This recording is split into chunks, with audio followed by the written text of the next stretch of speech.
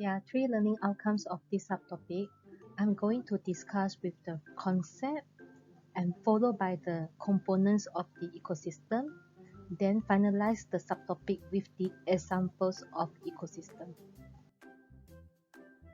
Ecosystem is the relationship between all biotic living things and abiotic or non-living components in a particular area or habitat. They show interaction. So if we refer back to the previous subtopic, the first three levels of life hierarchical order, which are organisms, population, and community, these three refer to the definition of biotic components. However, if we move on to the concept of ecosystem, it includes the abiotic components, which includes atmosphere, lithosphere, and hydrosphere. In one ecosystem, biotic components include autotroph or producers and also heterotroph or consumers. Autotroph consists of any organisms that are able to produce their own food. So the examples can be photosynthetic plants or algae in aquatic ecosystem. And heterotroph, or in a food chain, are grouped as consumers. They are organisms that obtain organic food molecules by eating other organisms or the substances derived from the organisms. The consumers or the heterotroph can be further divided into a few types. Firstly, herbivores means the organisms feed on producers or plants and algae only. However, carnivores are the organisms that feed on other animals or they are flesh eater. Omnivores. Omni implies that this group of organisms they are able to feed on both animals and plants as their food source. And lastly are the detritivores. They are the organisms they feed on detritus, which means the dead organic matters. The examples of detritivores can be earthworms, the examples from phylum Annelida. And lastly, in one ecosystem, there are a group of living things called as decomposers. They are the organisms that absorb nutrients from non-living organic materials, and through the process of decomposition, they will produce inorganic molecules, which are water and carbon dioxide. There are two examples of ecosystem, which are lake ecosystem that represent the aquatic ecosystem, and tropical rainforest ecosystem, which is the representative of terrestrial ecosystem. The lake ecosystem can be studied based on the zonation according to two parameters. First, distance from shore and water depth. If the zone nearer to the shore is called as littoral zone. The zone that farther from the shore is nematic zone. The second parameter to divide the ecosystem into zonation is light penetration. The layer or the zones of lake that nearer to the light source is called as photic zone. The layer of lake or the zone that further from the light source is called as aphotic zone. Among these zones, littoral zones show the highest diversity of species because the availability of light. If we summarize the zonation of lake ecosystem according to the concept, the zone of lake can be divided into photic zone and aphotic zone. Aphotic zone is the zone beneath the photic zone. A means that they show removal. So what is being removing actually is the light source. This is why the characteristic of the zone, they have insufficient light for photosynthesis. And the light penetration decreases with depth. Maksudnya, semakin bergerak ke dalam tasik, semakin turun atau semakin rendah keamatan cahaya itu. So, since that we study about ecosystem, we have to focus on the biotic components also. So, what are the inhabitants? Inhabitants maksudnya organism yang tutup atau kita kata take this zone as their habitat. So, at the abiotic zone, the organisms can be found are usually large heterotroph. Maksudnya, organism that cannot produce their own food, usually they have large body size because they are usually nectan. Nectan maksudnya the aquatic animals that able to swim against the water currents. This is why they need larger body size. However, photic zone, the term photic implies that they able to show photosynthesis here because the zone is located upper layer at the lake ecosystem and they receive the sunlight uniformly. This is why the characteristic uniformly warm water. And from here, we can further divide into two zones, which are littoral zone and limnatic zone, based on the distance from shore and the water depth. Littoral zone are the zone of lake that are shallow and well lit.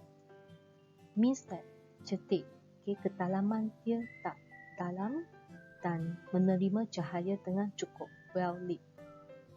They are near to shore, berdekatan dengan darat.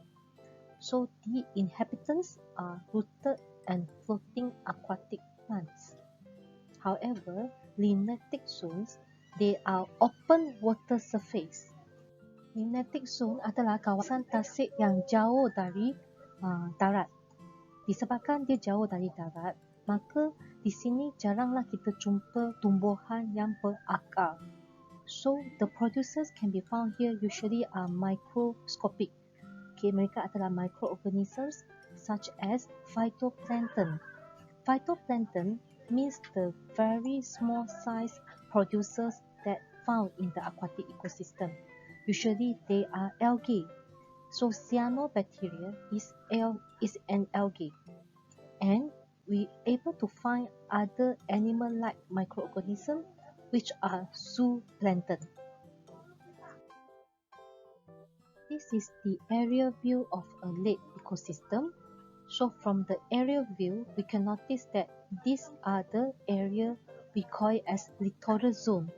That means the zone which is shallow, cetek, and well lit. They are near to the shore. But if we move further or farther from the shore, there is the open water surface. We call it as limnatic zone. This diagram summarizes the various types of producers can be found in a lake ecosystem. So, if we study the lake ecosystem according to the distance from shore and water depth, we can divide this lake ecosystem into two zones, which is the littoral zone and the limnatic zone. In the littoral zone, they show the greatest diversity of organisms. Kepelbagaian spesies tu paling tinggi di sini, because you can notice there are some plants called as emergent. Maksudnya tumbuhan ini dia hidup di kawasan air yang cetek dan dia akan menumpusi keluar daripada permukaan air. Tetapi kita ada juga tumbuhan yang kita panggil dia floating plants, tumbuhan terapung. But the floating plants, some of them show rooted. Maksudnya dia berakar, anchor to the bottom of the lake. But some of the floating plants, they are totally unattached to the bottom of the lake. And we have the algae, or we call it as the phytoplankton, they found at the limnatic zone, the open water surface. Both littoral and limnatic zones, they able to receive the light intensity, the light source sufficiently, because both are located at the footed zones. This 2D diagram summarizes one more time how the zonation of lake ecosystem can be done. So, if according to the distance from shore and water depth, okay, we have the torrid zone, and in the middle, which is further from the shore, is the linetic zone. And both littoral and linetic zones can be further divided into footed zone in terms of light penetration, which means this zone they accept sufficient of light, and beneath it is the aphotic zone, the zone that receive insufficient of light. Sebab keamatan cahaya semakin berkurang kalau kedalaman tasik itu semakin meningkat. And you can notice that at certain depth of the lake, pada kedalaman tertentu, there is a meeting point between photic zone and aphotic zone. The meeting point can be called as compensation point, where means that the rate of photosynthesis is equal to rate of respiration. Atau dengan kata lain, kalau kita mengukur hasil daripada fotosintesis di sini, terutamanya energi yang telah dihasilkan apabila producers menjalankan fotosintesis, menghasilkan sugar sebagai biomass dia, dan ini the total of the energy can be formed will become the food source fully to the heterotroph. Okay, dan di sinilah kita tak dapat apa-apa energi yang kita kata untung bersih. Okay, so the net primary productivity is 0 joule di compensation point, sebab apa-apa yang dihasilkan di sini melalui fotosintesis akan diguna sepenuhnya oleh heterotroph atau sama kadar dengan respiration. So itu maksudnya compensation point. Now we move on to the second example of ecosystem, which is found at the terrestrial, di daratannya, which is the tropical rainforest ecosystem. This is a biome. Okay, yesterday we studied about biome. Okay, compared to others biome, this is the richest and most diverse ecosystem can be found on the earth. And the main characteristic of the tropical rainforest refer to high temperature, high humidity, and rain, because they receive large amounts of rain throughout the year. Tropical rainforest system, they are found near to the equator of the earth. This is why they are called as tropical, because they located at the tropical region. So Malaysia is one of the country with a large surface area of the tropical rainforest. The tropical rainforest ecosystem can be studied into 5 layers. That's why we call it as stratification. Sebab dia akan di-study dalam keadaan lapisan, ikut lapisan. So lapisan yang paling atas sekali, kita panggil dia emergent. Perkataan emergent ini sebenarnya menunjukkan tumbuhan itu. So the highest layer is the emergent, means that the plants here usually they become the tallest plants in that tropical rainforest with the minimum height 40 meters. So kalau kita ambil contoh gambar ini adalah emergent, ini adalah emergent juga. So they occupy the emergent layer of the tropical rainforest. Disebabkan mereka adalah di lapisan yang paling tinggi, jadi di sini dia tak ada halangan lain untuk menerima pancaran matahari. That's why the characteristic at the emergent is the sunlight exposure is much atau plentiful. And at the same time, they exposed to the greatest frustration of temperature, wind, and rainfall. Di sini, tumbuhan di sini mengalami perubahan suhu yang paling ketara. Maksudnya, perbezaan suhu pada waktu siang dan malam paling ketara, dan pada waktu yang sama mereka juga mengalami keadaan berangin sebab dia tak ada halangan lain memandangkan mereka adalah pokok paling tinggi. Okay. So, macam saya kata sebelum ni, dalam kita punya concept of ecosystem, system, not only we study about their abiotic components, we also have to study about their biotic components, especially we further divide into flora and fauna. So, emergent plants, there are a few examples. Okay, you can refer to your notes. Here are the examples. The main characteristic of this flora, they are evergreen tree. Maksudnya, mereka akan tumbuh setiap tahun. They able to grow every year unless catastrophe happen to them. Okay, kecuali lah bencana ke atau ada human activity, pembalakan berlaku, barulah mereka berhenti pertumbuhan itu. Due to their very tall, okay, ketinggian yang sangat tinggi itu, they need to be supported by the buttress root. Okay, and disebabkan dia terdedah kepada cahaya atau pancaran matahari yang sangat tinggi, their leaf, okay, always covered with a thicker layer of cuticle, and then the surface area of leaf is high because they wish to increase the rate of photosynthesis. Okay. And since that they able exposed to the windy condition, so they will evolve to produce the wing seed. Okay, benih yang seolah-olah ada structure yang menolong mereka boleh dibawa oleh tiupan angin tersebut.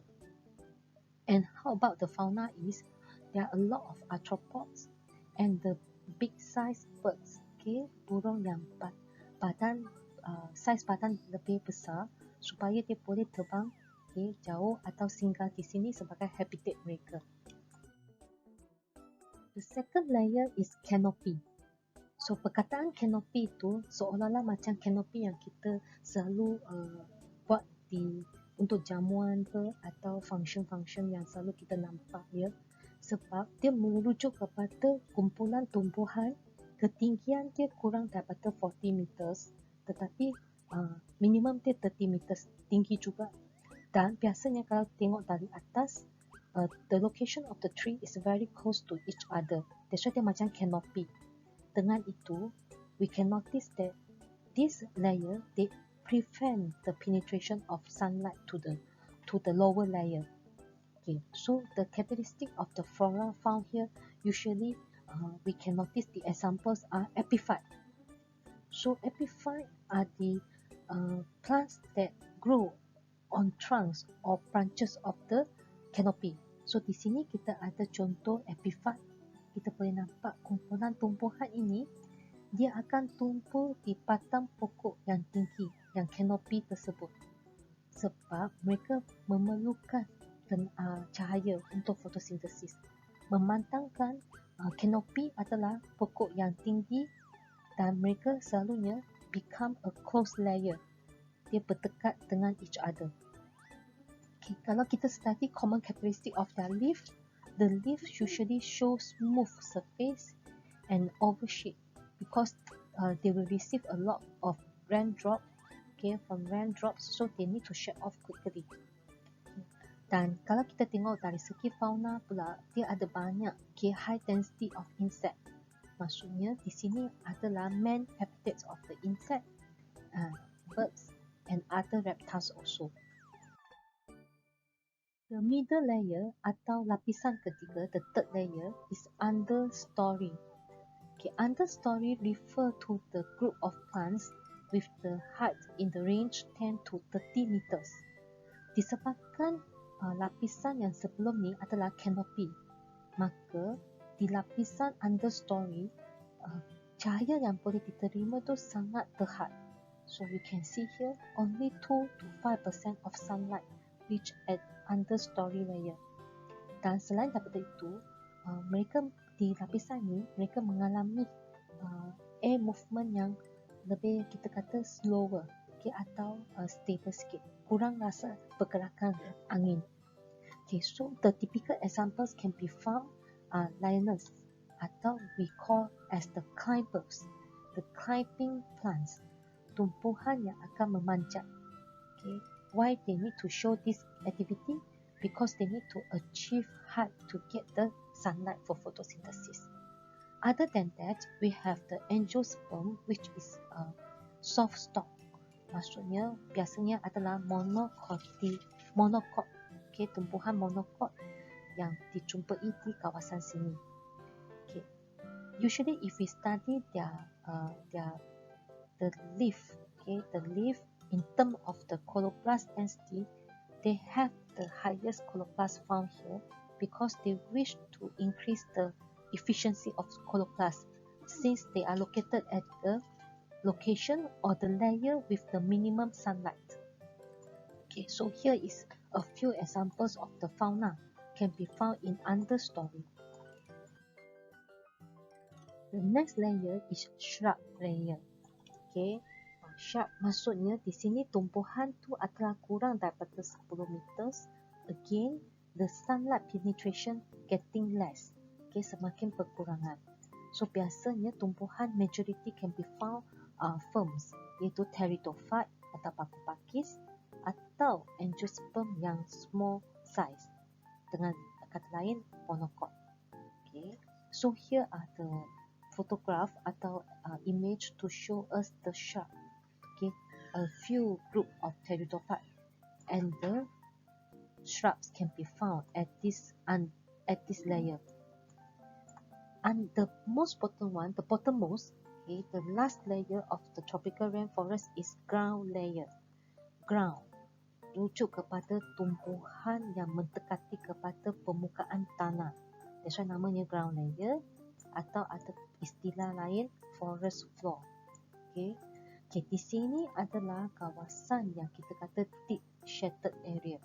Okay, kawasan yang betul-betul diteduh daripada sunlight dan high humidity, kelembapan dia tinggi. Disebabkan physical environment tersebut, okay, dia mencari habitat yang sesuai untuk mosses atau bryophyte. Okay, so if you refer to this photograph, the second image, you can see this greenish carpet structure. Okay, they form the ground layer or the forest floor of the tropical rainforest. All these are mosses. Okay, iaitu tumbuhan yang sangat kecil dalam saiz dia. Okay. And if we feel with hands, kalau kita sentuh dengan tangan, biasanya kita rasa high humidity tu. Kenapa ini boleh berlaku? Sebab di sinilah kita nampak banyak decomposition process happens. Because when the leaf fall from the other layers, okay, bila daun gugur daripada lapisan lain atau tumbuhan lain, termasuk dia punya dahan atau insect-insect yang telah mati, okay, bila jatuh ke tanah atau ground layer of the tropical rainforest, they will undergo the decomposition which can form the water, H2O, which contribute to the humidity. Okay. Okay, jadi itulah mencepatkan lagi pertumbuhan mosses. Okay, dua gambar ini sebenarnya merujuk kepada ground layer juga. Di sini kita nampak mosses yang obvious. Gambar atas, kita sebenarnya ada shrub yang paku pakis tersebut. Kalau kita tengok kawasan yang brown color ini adalah ground layer that show us a lot of the fallen leaf, daun yang telah gugur dan sedang mengalami decomposition. So other than the flora, we can focus on their fauna also.